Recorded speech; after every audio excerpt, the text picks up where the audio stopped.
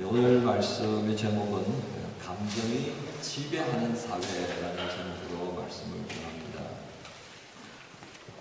사람들은 스스로 무언가를 결정할 때 사실을 기반으로 충분히 심사숙고하고 그렇게 해서 결정한다라고 생각을 해요. 이게 가짜, 이게 진짜 이렇게 판단한다는 거예요.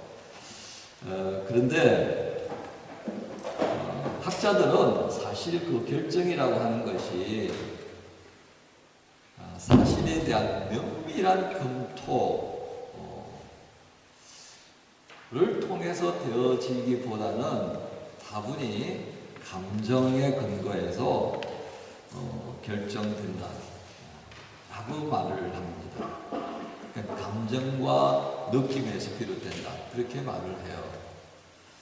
이 말을 굉장히 구체적으로 정리해서 소개하니까 이제 소개할 화면이 좀 그렇습니다. 그렇죠? 한국에서 번역된 책 이름으로는 감정이 지배하는 사회 이렇게 되어 있습니다. 그러나 이 저자가 세바스티안 헤르만이라고 하는 저널리스트입니다.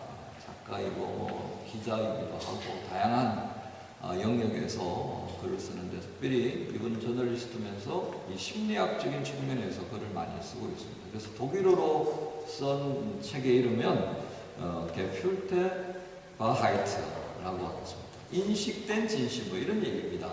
그러면서 부제를 그렇게 합니다. 어떻게 우리의 세계관이 형성되는가? 이 세계를 바라보는 어떤 이 시각이 어떻게 형성되느냐라고 하는 부제를 달면서 이 사회에 대한 우리의 판단 그리고 그 판단할 수 있도록 영향을 주고 있는 다양한 정보들의 면면들을 소개하고 있다라고 하겠습니다. 그는 이 책에서 우리가 판단을 내리는데 이 판단을 내리는 것이 참 묘하게도 앞에서 말씀드렸던 것처럼 사실에 근거하기보다는 감정, 느낌 이런 객관성이 좀 결여된 것을 바탕으로 한다는 거예요. 그걸 이제 차근차근 이렇게 풀어가고 있는데 16가지 태제로 그렇게 설명을 해 나오고 있습니다. 그러면서 그는 이 책에서 인간이 확실한 견해에 도달하기 위해 모든 중요한 사실들을 정확히 알고 평가하는 것이 가능한가라는 물음을 되어지는 현상들, 내가 접한 어떤 지식, 모든 것들을 포함해서 현상이라고 하고 실제 일들이 일어나는데 그런 것들을 어떻게 판단하느냐 이거예요. 정말 제대로 정확하게 적절하게 그렇게 평가하고 있느냐라는 물음을 한다는 겁니다. 사실 우리는요 어떻습니까? 우리 핸드폰만 들고 다녀도 웬만한 정보는 다 체크가 돼요, 그죠? 이제 집에 가서 할 것은 그 핸드폰에서 봤던 것을 가지고 조금 더 자세하게 들여다볼 때 이제 노트북이 필요한 거예요. 그냥 스쳐 지나갈 정도의 어떤 그런 호기심들은 휴대폰으로 다 해결됩니다. 또 뭐 SNS나 뭐 여러 가지 정보를 득할 수 있는 채널들이 많습니다. 저는 유튜브를 사용하다 보니까 뭐 페이스북보다는 유튜브를 좀 많이 보는 것 같아요. 제가 보는 유튜브에 있어서 굉장히 객관적으로 볼 수 있는 게 뭘 것 같아요? 파김치 어떻게 만드느냐?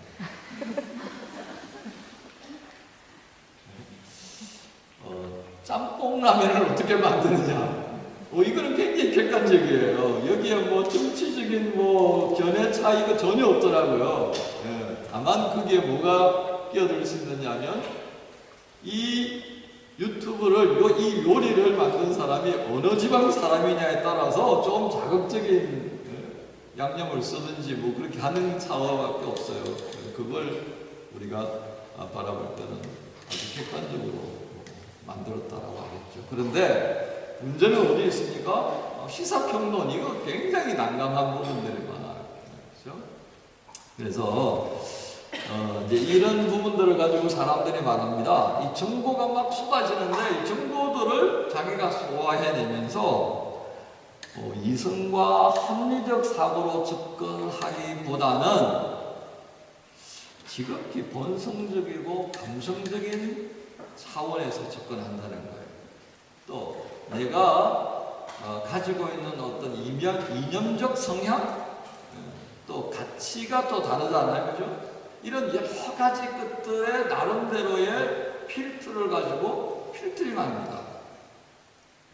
그런데 문제는 그렇게 필터링 한다고 하지만 그렇게 제공되어진 정보가 이게 진짜인지 가짜인지 이게 제대로 규명되기 위해서는 굉장한 시간들이 또 필요하게 되는데 참 우리가요 어설픈 거는 그런 것에 대한 진짜냐 가짜냐를 구명하기 위한 시간을 쓰고 에너지를 쓰는 데 대해서는 굉장히 인색해요. 그래서 어떻게 간다고요? 내 마음에 드느냐 안 드느냐 이 차이로 구분한 겁니다. 평소에 내가 가지고 있는 성향, 내가 추구하는 방향 그것에 맞으면 계속 보는 거예요. 그런데 그렇게 보았던 것들이 만약에 왜곡되어졌다든지 그것에 담겨져 있는 내용의 진실보다는 거짓이 더 많다면 나는 어떻게 되어져 가겠습니까? 점점 어떻게 해요? 극단적인 방향으로 갈 수밖에 없게 된다는 거예요. 이 얘기들을 이제 세바스티안 헤르만이 하는 겁니다.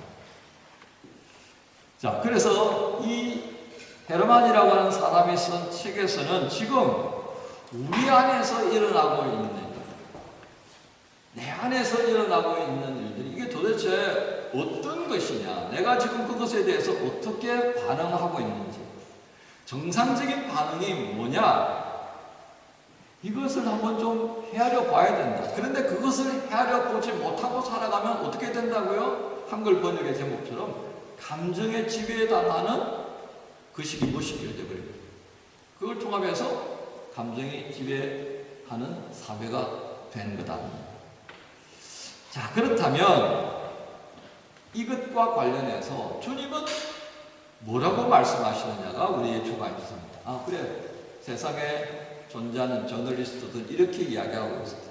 그렇다면 오늘 우리 시대 그리고 그 이전 시대에 대해서 주님은 성경을 통해서 뭐라고 말씀하시는가?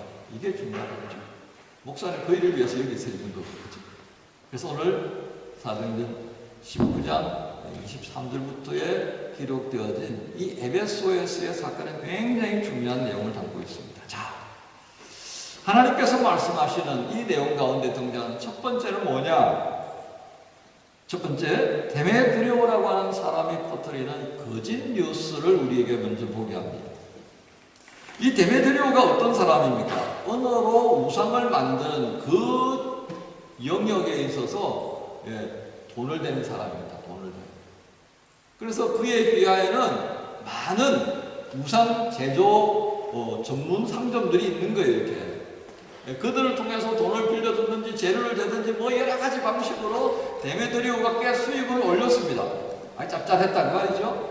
그런데 어느 날부터 누가 등장해요? 바울이라고 하는 사람이 등장해가지고 자기가 지금까지 수익을 올리려고 하는 이 부분에 대해서 좀 근심하게 만드는 상황으로 치닫게 됩니다. 야, 이거 가만 놔뒀다가는 잘못하면 쪽박 찰 수 있겠는데? 뭐 그렇게까지는 안 되더라도 지금까지 내가 노력을 누리고 있는 이 경제적인 부가 약화될 것 같아? 그거는 내가 못 참지. 그래서 말한 게 뭡니까? 세 가지 말합니다. 바울이 전하는 것으로 인하여서 우리의 은장색 사업이 위축될 거야. 두 번째, 뭔 일이래요? 두 번째는 뭡니까? 여신 아데미의 신전에 대한 권위가 추락하고 있다. 마찬가지로 이 에베소에 있는 아데미 신전의 권위가 약화될 뿐만 아니라 아시아와 천하에 대한 이 여신 아데미 그리고 어떤 측면에서는 제우스 신의 권위가 떨어지게 된다. 그렇게 되면 이 세상 사람들이 신이 없는 세상을 살아가게 되는 끔찍한 일이 일어난다. 자, 이렇게 이제 이야기를 시작한 겁니다. 우리가 여기서 주목해야 될 부분은 왜 이 데메트리오가 하는 말이 거짓 뉴스인가를 봐야 합니다. 오늘 우리의 본문의 시작에서는 어떻게 합니까? 21절에 이 일이 있은 후에 바울이 마게도냐와 아가야를 거쳐 예루살렘에 가기로 작정하여 블라블라블라 돼 있죠? 그런데 자, 이 바울이 지금까지 각기 방문하는 도시들마다 가서 복음을 증거했던 장소가 어딜까요? 퀴즈. 박강준 집사님 퀴즈. 어딜 것 같아요? 시장 사거리? 어디였어요? 어느 교인의 집에? 네, 세 번째, 회당. 어느 것 같아요? 어느 쪽 같아요? 에이, 옛날 사지선당에서 4번, 3번 찍었잖아. 세 가지밖에 없으니까 3번 찍어야지. 그럼 뭐라는 얘기예요? 바울은 주로 새로운 도시를 방문하게 되면 주로 회당에 가서 복음을 전했다는 겁니다. 그 말은 무엇이겠어요? 1차적으로 바울의 복음을 듣는 대상자들은 그 도시의 일반적인 사람이 아니라 누구예요? 1차적으로 유대인, 2차적으로는 경건한 헬라 사람들. 그들에게 무슨 우상에 대한 이야기할 건덕지가 없어요. 왜? 그 사람들은 이미 어떻게 되어 있다고요? 정리가 되어 있는 사람이에요. 성경에 등장하는 내용들에 대해서 궁금해하고 있고 그 예수가 누군가에 대해서 궁금한 거지. 자기 도시에 살고 있는 이 우상이 말 못하는 바보 덩신이고 이거 다 하나도 들을 필요가 없는 거다. 그죠? 그러면서 바울의 증거하는 내용은 딱 정리가 될 수밖에 없습니다. 예수에 관한 이야기입니다. 예수에 관한 이야기. 오직 살아계신 하나님과 예수 그리스도의 고난과 죽으심과 부활과 성천에 관한 이야기가 이게 바울의 주 증거의 내용이에요. 회당에서 은혜를 받은 그리고 그 은혜를 사모하면서 모여든 헬라인 그 경건한 사람들은 이미 더 이상 우상에 대해서 말할 이유조차도 없이 잘 정리가 되어 있는 사람입니다. 그러니까 그 아까운 시간에 바울은 온전히 예수에 관하여서 증거했다는 것이죠. 그렇지만 은장색 데메드리오는 자신의 이익을 지키기 위해서 거짓 뉴스를 퍼뜨렸습니다. 우리는 데메드리오를 통해 초대교회에서 일어나고 있는 이 모습이 오늘 우리 시대에도 횡행하고 있는 이 거짓 뉴스의 모습이 어쩌면 모델이다라고 할 수 있겠습니다. 데메트리오의 모습. 공통점이 있어요. 공통점. 이 데메트리오가 활약하던 이 시대나 지금의 시대나 이 거짓 뉴스가 되어진다는 것은 전혀 근거 없는 얘기가 아니라 약간의 사실이 기초로 자리 잡고 있다는 것입니다. 그걸 이제 소위 말하는 가공을 하는 겁니다. 기가 막히게 가공을 하는 겁니다. 여러분, 우리 시대에 약간의 진실이 담겨있는 거짓을 굉장히 잘 가공을 해서 엄청난 일을 벌인 이가 있어요. 그게 누구냐면 독일 나치의 선전상이었던 괴벨스라고 하는 사람입니다. 괴벨스. 이 괴벨스가 말하는 이 망할 어록이 있는데요. 제가 올려드렸던 여기. 이 망할 어록에 여러 가지가 있는데 1, 2, 3과 10번째를 좀 주목해 볼 필요가 있습니다. 뭐라고 그러냐면 작은 거짓말보다 큰 거짓말의 대중을 쏟아넣어간다. 크게 노는 이들은 크게 얘기를 해야 된다. 크게. 두 번째는 거짓말도 100번 말하면 진실이 된다. 세 번째는 거짓말도 매일 하면 진실이 되고. 선동은 한 문장으로도 가능하지만 그것을 반박하려면 수십 장의 문서와 증거가 필요하다. 그리고 그것을 반박하려고 했던 사람들은 이미 선동되어져 있다. 어때요? 여러분 여기에 좀 공감이 되는 것 같아요? 특히 10번째는요. 사람들이 자기 일에 바빠요. 그래서 저거 진짜냐 가짜냐 따지고 싶지 않은 거예요. 왜냐하면 한마디 던졌는데 그걸 규명하려고 한다면 괴벨스가 말했던 것처럼 뭐 수십 장의 증거 자료를 만들어야 되는데 그 일에 나하고 직접 관계도 없는데 거기에 왜 목숨 걸어? 짜장면 생기는 것도 아니고 짬뽕 생기는 것도 아니고 별 관심이 없는 거예요. 이것 때문에 괴벨스의 이 망할 말들 때문에 독일이 망해버렸습니다. 이제 이 데메드리오의 가짜 뉴스에 사람들이 어떻게 반응하는가를 보세요. 28절, 29절. 에베소 사람들이 분노합니다. 난리가 나버렸어요. 왜 이처럼 분노했을까요? 그들은 한 번도 데메드리오가 전하는 소식에 대해서 진위 여부를 확인하는 시도를 하지 않습니다. 그 관심 없어요. 근데 왜 이렇게 분노했을까요? 놀라운 건요, 이 에베소가 헬라적 사고로 분위기가 형성되어 있는 도시다는 것을 우리가 기억해야 합니다. 헬라적 사고는 어때요? 굉장히 철학적입니다. 이성적이고 합리성을 추구하는 그런 방식이 자리 잡고 있는 도시예요. 그런데 오늘 데메드리오가 하는 말에 대해서 진위 여부를 생각한다든지 이성적이고 합리성을 근거로 해서 판단하려고 하는 시도는 없습니다. 모두가 갑자기 뭐라고 했다는 거예요. 뭐라고. 자, 오시는 분들 놀랬죠. 자, 마이크를 알아서 하죠. 고마워요. 불안감이 생겨났습니다. 이 불안감이 어디서 왔겠습니까? 이 불안감은요, 사실 여부를 확인하려고 하는 시도를 방지시켜줍니다. 불안감이 너무 크니까. 이 불안감이 또 어디서 와요? 지금까지 내가 하고 있는 것에서 전혀 다른 어떤 새로운 것들을 접하게 될 때 오기도 합니다.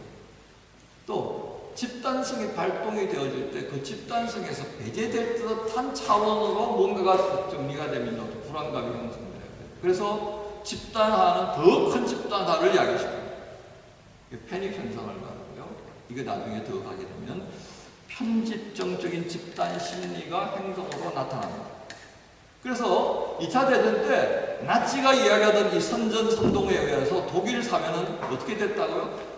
편집정적인 광적인 상태로 변질되어 버렸다는 거예요.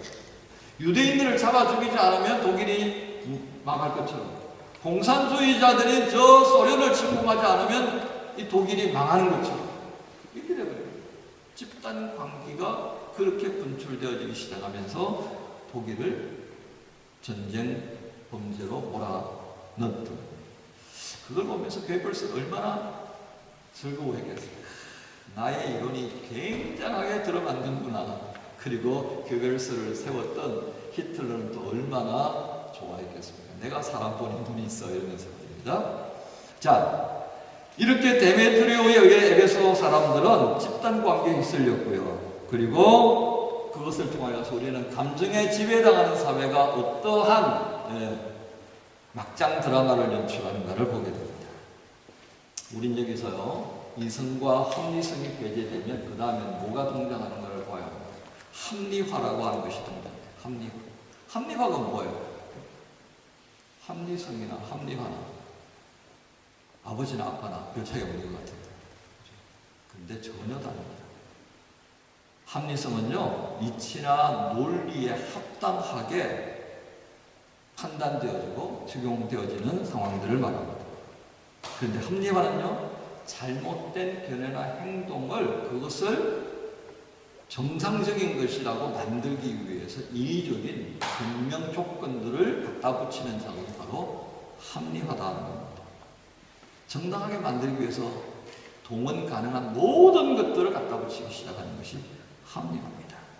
데메드리오의 거짓 뉴스에 휩쓸린 에베소 사람들의 분노는 바로 이러한 것이 됩니다. 그래서 그 합리화를 충족시키기 위해서 이 에베소 사람들은 두 사람을 잡습니다. 역시 누구였습니까? 바울과 함께 다니던 사람 가이오와 아리스도고였습니다.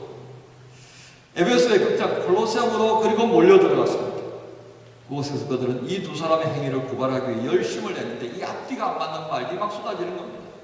그것에 대하여서 누가는 이렇게 증거합니다. 어떤 이는 저런 말을 하니 모인 무리가 분란하여 태반이나 어찌하여 모였는지 알지 못하니라. 태반이는 어땠다고요?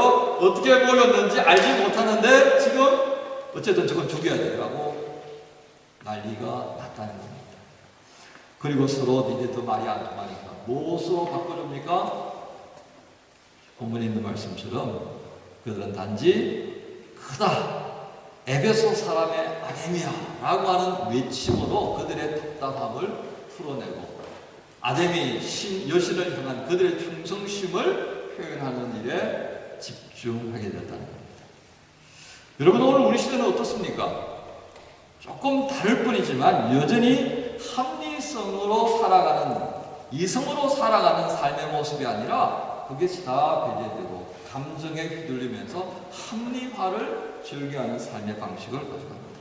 이래서 저래서 굉장히 논리적인 것처럼 보입니다.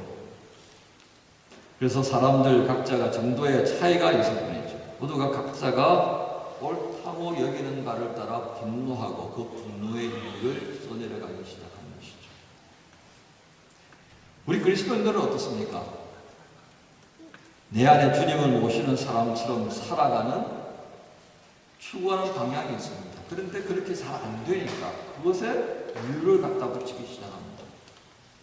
내 신앙의 부족한 부분들을 회개와 함께 도전하는 양식으로 가는 것이 아니라 합리화를 시켜간단 말이에요. 이런저런 이유를 갖다 붙이면서 그렇게 합리화를 시켜버리는 신앙이 성장하기는 불가능하다라고 할 수밖에 없습니다. 세 번째입니다. 자, 이런 대혼란에 빠져버린 에베소의 이 상황 어떻게 수습해야 합니까? 35절부터 40절까지 우리가 읽질 않았는데요.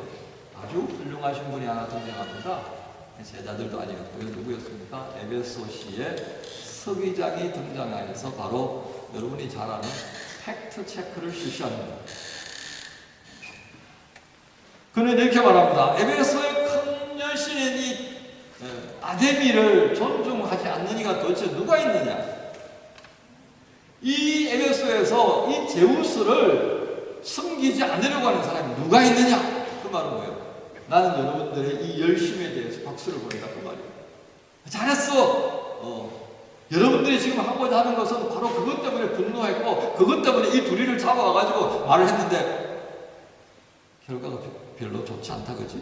하지만 나는 서기장으로서 여러분들이 가지고 있는 그 열심 인정! 이렇게 했다는 거예요. 그러니까 일단 기분이 좋죠? 그 다음에 두 번째 들어갑니다. 자, 그렇다면 근데 한번 실상을 보자. 실제 상황을 보자. 이 사람들이 신전의 물건을 도둑질했냐? 아니, 그런데 왜? 아니, 이 사람들이 너희들에게 이 아데미 신과 제우스 신이 털려먹었다라고 비방하는 걸 봤냐? 아니.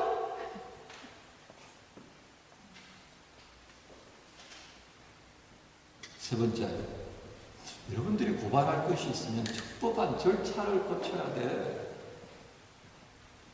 열심은 좋았는데 방법이 틀렸어 이렇게 된 거예요.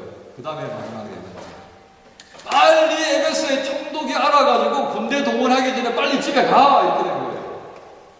바로 이 말을 듣고요, 이 극장에 모여있던 에베소 사람들은 헉 된 거예요. 야, 우리 잘못하다가는 반란죄로 걸리면 우리 다 죽어. 비로소 감정에 휩쓸리던 이들이 정신을 차리고요, 빨리 지금 흩어지기 시작한 겁니다. 아이고, 서기장 참 훌륭하게 가르쳐줬습니다. 저 데메드리오 때문에 우리 다 죽을 뻔했네. 큰일 날 뻔했네. 아이고, 다시는 사람들 모이는데 가면 안 되고, 그리고 집에 흩어졌습니다.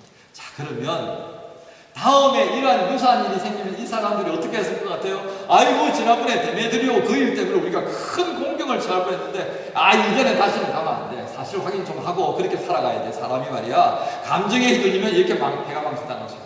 그렇게 했을 것 같아요. 감정이 지배당하는 삶의 결과를 직면하고 난 다음에 그것에 대한 철저한 반성과 또 다른 이성과 합리성을 추구하는 훈련을 우리가 갖지 못하면요, 언제나 어떻게 간다고요? 또 돌아가는 거예요. 또 돌아가는 거예요. 우리 한국 사회를 지금 보면 알잖아요.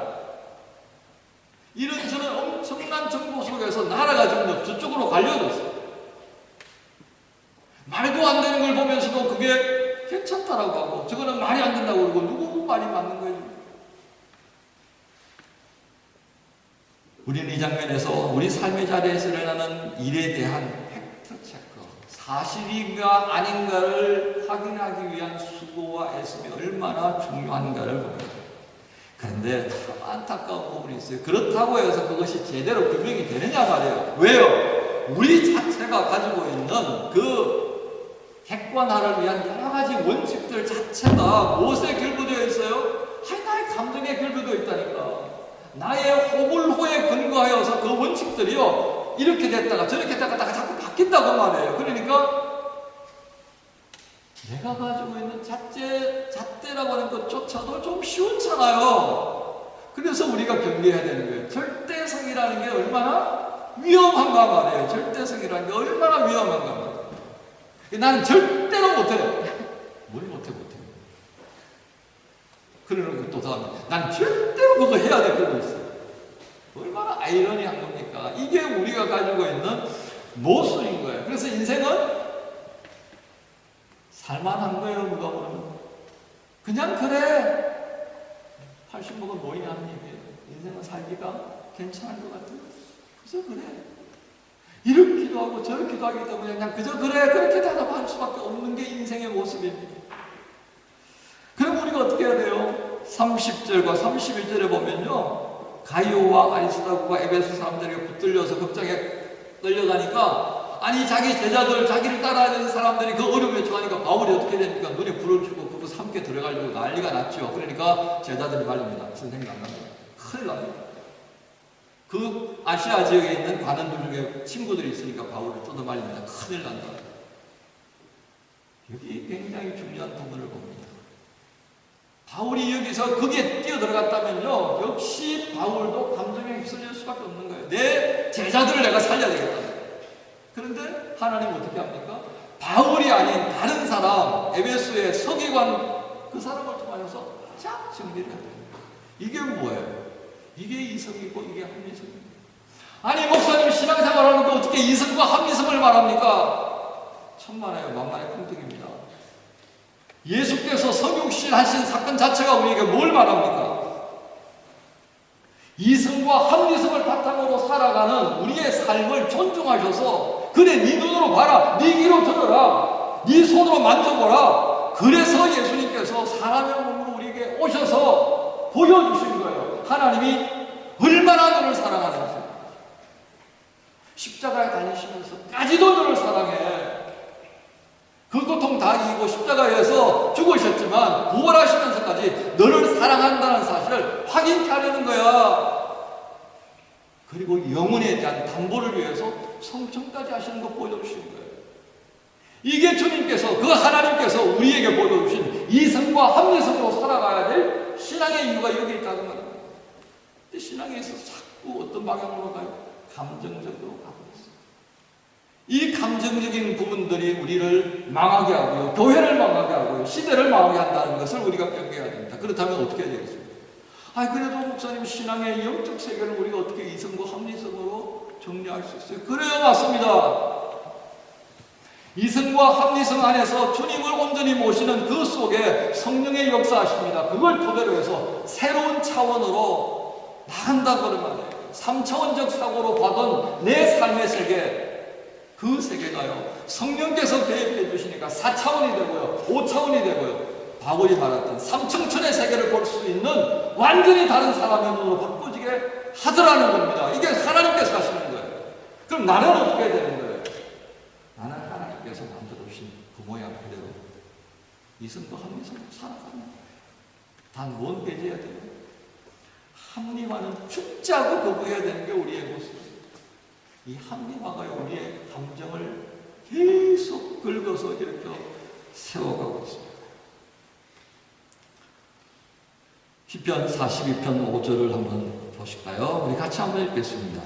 시작. 내 영혼아 내가 어찌하여 낙심하며 어찌하여 내 속에서 불안해하는가? 너는 하나님께 소망을 두라. 그가 나타나 도우심으로 말미암아 내가 여전히 찬송하리로다.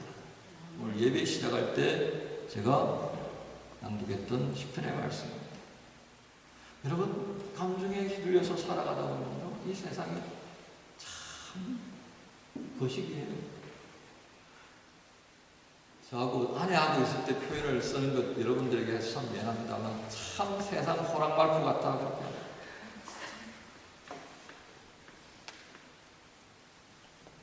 올바른 것이 올바르다고 말하지 못하는 세상, 그게 정상이냐.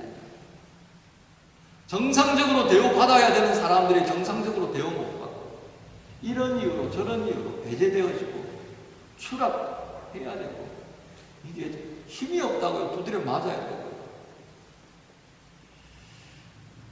그래서 오늘 시편 42편 5절에 그렇게 시편 기자가 하나님 향해 기도합니다. 내 영혼아, 내가 어찌하여 낙심하며 어찌하여 내 속에서 불안해하는가. 이 감정입니다. 이 감정을 벗어나서요, 하나님을 제대로 보라고 말합니다. 그래서 하나님께 소망을 두라. 그가 나타나 도우시고, 이미 나타나셔서 우리를 도우시는 주님이 어디에 계셔요? 여러분의 곁에 계십니다. 여러분 안에 계십니다. 이 교회 안에 계시고요, 이 교회가 가는 방향에 먼저 가시고 그 길을 예비하시고 있다는 것을 성경은 우리에게 말씀합니다. 할렐루야! 이게 주님이 우리에게 말씀하시는 겁니다. 감정에 휘둘리는 사회의 막장을 우리는 역사를 통해서 여러 번 보았습니다. 그 막장 같은 드라마가 왜 우리 한국 사회에, 왜 우리 공동체 안에, 왜 내 삶의 자리에 다시금 반복되어야 하냐고 주님은 우리에게 말씀하십니다. 주님께 소망을 두셔야 합니다. 주님께 소망을 두는 자는 주님의 음성에 귀를 기울입니다. 그래서 오늘 찬송의 그거죠. 528장에 예수가 우리를 부르는 소리, 그 음성 부드러워. 문 앞에 나와서 사면을 보며 우리를 기다리네. 오라, 오라. 방황심한 감정에 휘둘렸거나 방황밖에 남는 거 없어. 여러분, 우리 다 함께 일어나셔서 이 찬송 하십시다. 그렇습니다, 주님. 주님이 부르시는 그 음성에 귀 기울이고, 이 세상의 그 파란 소리, 우리를 심란하게 만들고 우리를 우울하게 만들고 난감하게 만들고 그렇게 탄식하게 만드는 세상의 소리가 진리로 찾아오시고 우리를 존중하시면서 함께 가셨던 그 주님이 들려주시는 그 음성의 부드러움 앞에서 우리의 근심이 떠나가기를 원합니다. 주님, 이 시간 우리 안에 함께 거하고 계심을 깨닫게 하옵소서 하는 마음으로 이 찬송과 함께 하십시다.